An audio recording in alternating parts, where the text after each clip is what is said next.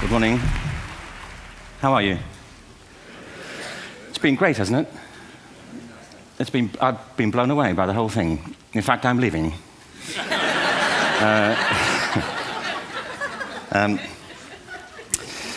There have been three themes, haven't there, running through the conference, which are relevant to what I want to talk about. One is the extraordinary evidence of human creativity in all of the presentations that we've had and in all the people here.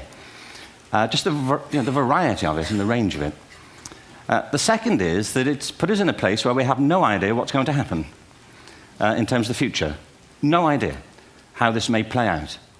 I have an interest in education. Actually, what I find is everybody has an interest in education. Don't you? I find this very interesting. If you're at a dinner party and you say you work in education, actually, you're not often at dinner parties, frankly, if you work in education, you're not asked, and you're never asked back, curiously. That's I think it strikes me. But if you are, and you say to somebody, they say, what do you do? And you say you work in education, you can see the blood run from their face. They think, oh my God, why me? It's my one night out all week. But if you ask people about their education, they pin you to the wall. Because it's one of those things that goes deep with people. Am I right? Like religion and money and other things.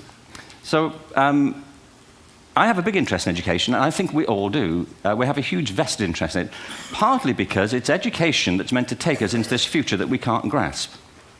If you think of it, children starting school this year will be retiring in 2065.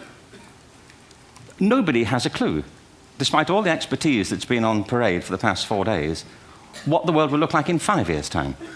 And yet we're meant to be educating them for it. So the unpredictability, I think, is extraordinary. And the third part of this is that we've all agreed, nonetheless, on the really extraordinary capacities that children have, their capacities for innovation. I mean, Serena last night was a marvel, wasn't she? Just seeing what she could do. And she's exceptional, but I think she's not, so to speak, exceptional in the whole of childhood. What you have there is a person of extraordinary dedication who found a talent. And my contention is all kids have tremendous talents, and we squander them pretty ruthlessly. So I want to talk about education, and I want to talk about creativity. My contention is that creativity now is as important in education as literacy, and we should treat it with the same status. Thank you.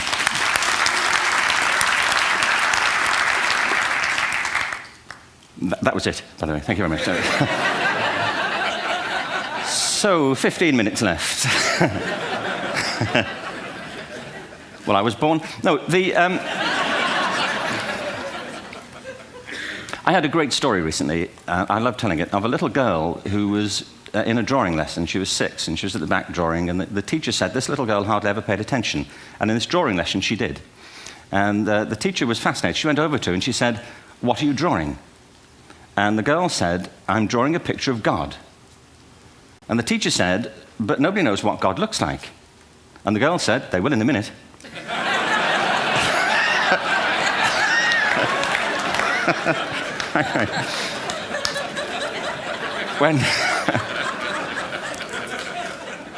When my son was 4 in England, actually he was 4 everywhere, to be honest. I mean,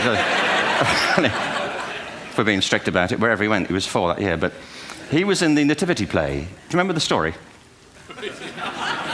No, it was big. It was a big story. Mel Gibson did the sequel. You may have seen it. I don't know. It was Nativity 2. But James got the part of Joseph, which we were thrilled about. We consider this to be one of the lead parts.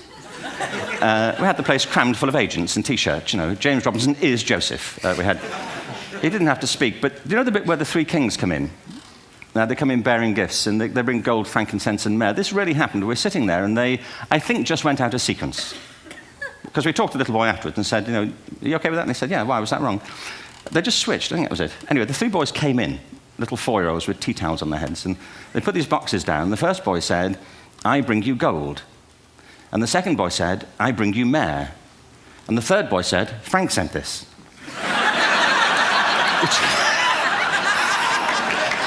That was great.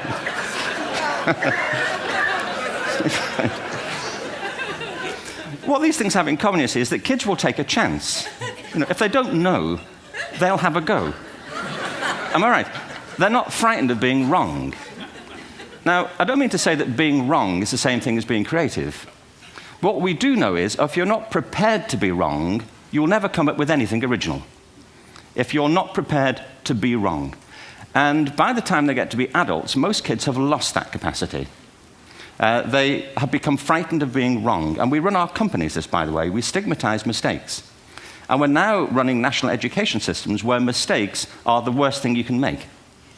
And the result is that we are educating people out of their creative capacities. Picasso once said this. He said that all children are born artists. The problem is to remain an artist as we grow up.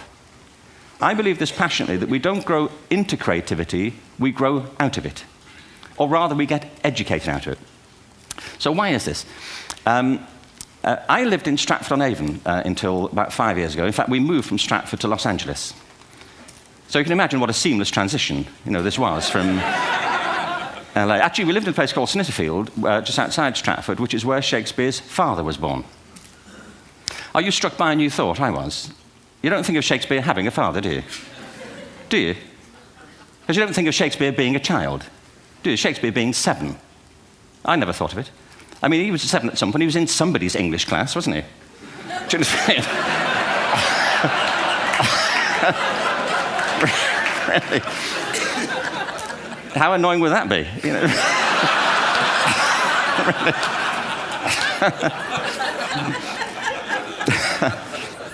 Must try harder. Being sent to bed by his dad to Shakespeare. Go to bed now, to William Shakespeare, and put the pencil down, and stop speaking like that. It's confusing everybody.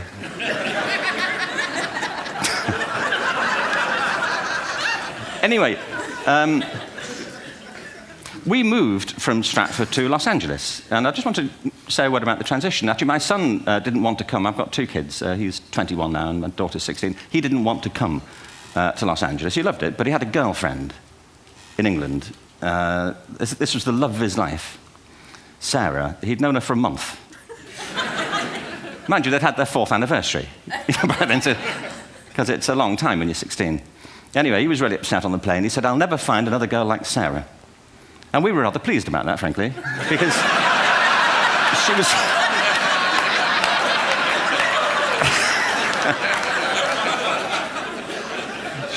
she was the main reason we were leaving the country.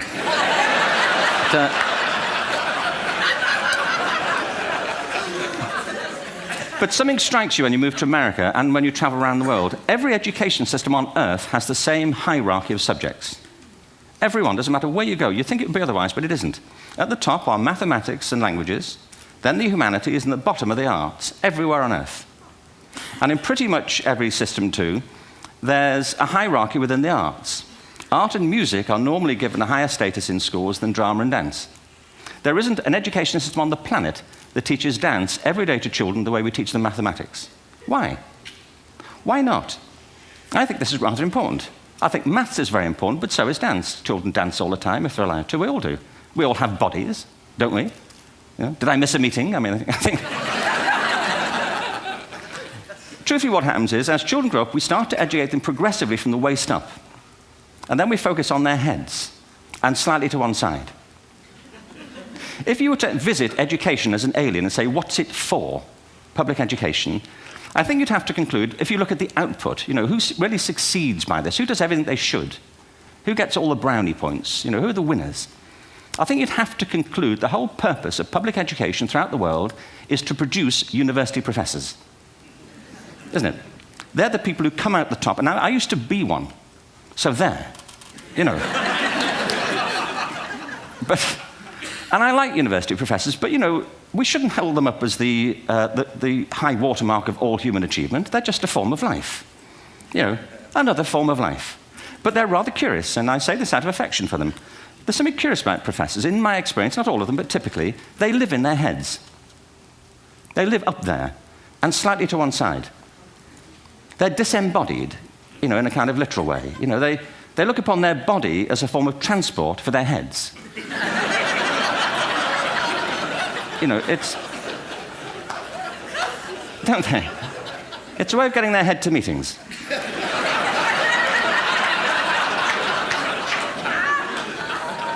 If you want real evidence of out-of-body experiences, by the way, get yourself along to a residential conference for senior academics and pop into the discotheque on the final night.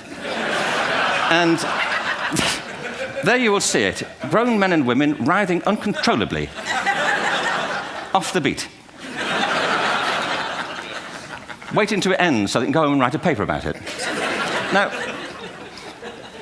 our education system is predicated on the idea of academic ability. And there's a reason. The whole system was invented around the world. There were no public systems of education really before the 19th century. They all came into being to meet the needs of industrialism. So the hierarchy is rooted on two ideas. Number one, that the most useful subjects for work are at the top. So you were probably steered benignly away from things at school when you were a kid, things you liked, on the ground you would never get a job doing that. Is that right? Don't do music, you're not going to be a musician. Don't do art, you won't be an artist. Benign advice, now profoundly mistaken. The whole world is engulfed in a revolution.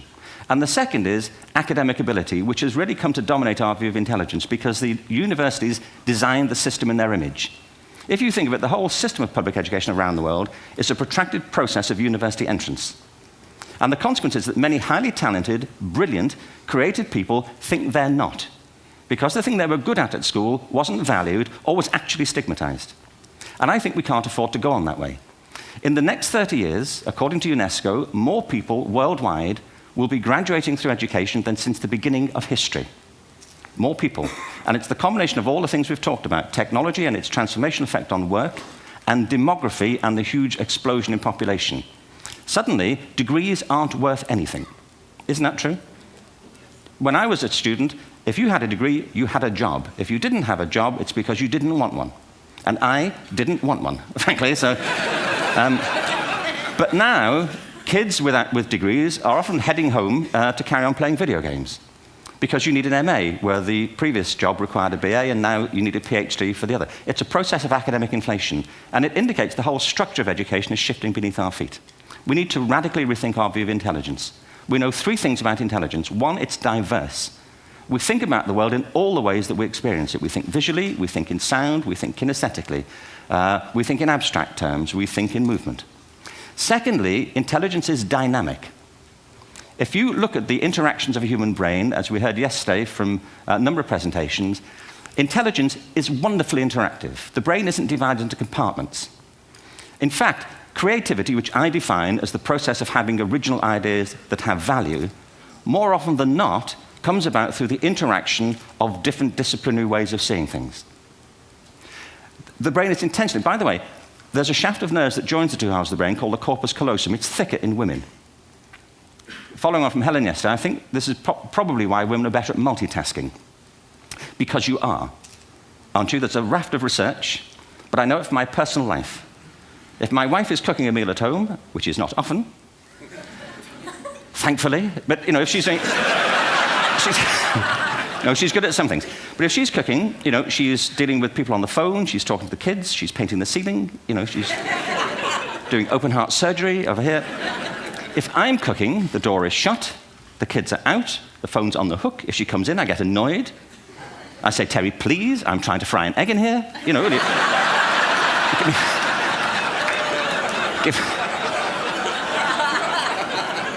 give me a break. Actually, there was, do you know that old philosophical thing? If a tree falls in a forest and nobody hears it, did it happen? Remember that old chestnut? I saw a great T-shirt, really, recently, which said, if a man speaks his mind in a forest and no woman hears him, is he still wrong?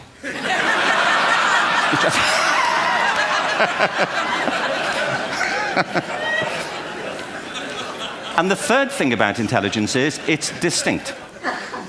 I'm doing a new book at the moment called Epiphany, which is based on a series of interviews with people about how they discovered their talent. I'm fascinated by how people got to be there. It's really prompted by a conversation I had with a wonderful woman who most people have never heard of. She's called Gillian Lynn. Have you heard of her? Some have. She's a choreographer, and everybody knows her work. She did Cats and Phantom of the Opera. She's wonderful. I used to be on the board of the Royal Ballet in England, as you can see.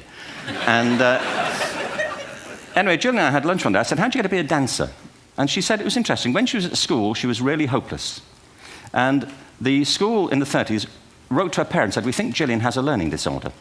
She couldn't concentrate. She was fidgeting. I think now they'd say she had ADHD. Wouldn't you? But this was the 1930s, and ADHD hadn't been invented, at this point. So it wasn't an available condition. People weren't aware they could have that. Anyway, she went to see this specialist. So this oak-panelled room, and she was there with her mother, and she was led and sat on this chair at the end, and she sat on her hands for 20 minutes while this man talked to her mother about all the problems Gillian was having at school. And at the end of it, because she was disturbing people, her homework was always late and so on, little kid of 8, in the end, the doctor went and sat next to Gillian and said, Gillian, I've listened to all these things that your mother's told me. I need to speak to her privately. So he said, wait here, we'll be back. We won't be very long. And they went and left her. But as they went out the room, he turned on the radio that was sitting on his desk. And when they got out the room, he said to her mother, just stand and watch her. And the minute they left the room, she said she was on her feet, moving to the music. And they watched for a few minutes, and he turned to her mother, and he said, Mrs. Lynn, Gillian isn't sick. She's a dancer. Take her to a dance school. I said, what happened? He said, she did. I can't tell you how wonderful it was. We walked in this room, and it was full of people like me. People who couldn't sit still. People who had to move to think. Who had to move to think. They did ballet, they did tap, they did jazz, they did modern, they did contemporary. She was eventually auditioned for the Royal Ballet School. She became a soloist. She had a wonderful career at the Royal Ballet. She eventually graduated from the Royal Ballet School, found her own company, the Gillian Dance Company, met Andrew Lloyd Webber. She's been responsible for some of the most successful musical theatre productions in history. She's given pleasure to millions, and she's a multi-millionaire.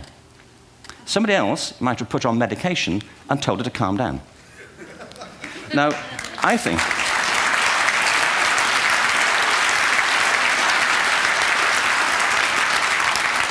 What I think it comes to is this. Al Gore spoke the other night about ecology and the revolution that was triggered by Rachel Carson. I believe our only hope for the future is to adopt a new conception of human ecology, one in which we start to reconstitute our conception of the richness of human capacity. Our education system has mined our minds in the way that we strip mine the earth for a particular commodity, and for the future, it won't serve us. We have to rethink the fundamental principles on which we're educating our children. There was a wonderful quote by Jonas Salk, who said, if all the insects were to disappear from the earth, within 50 years, all life on earth would end. If all human beings disappeared from the earth, within 50 years, all forms of life would flourish. And he's right. What TED celebrates is the gift of the human imagination. We have to be careful now that we use this gift wisely and that we avert some of the scenarios that we've talked about. And the only way we'll do it is by seeing our creative capacities for the richness they are and seeing our children for the hope that they are.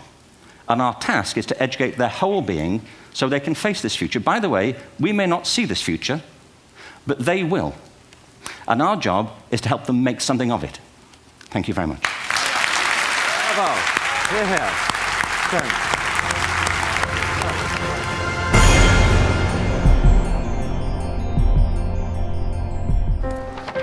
What if great ideas weren't cherished? What if they carried no importance? Or held no value?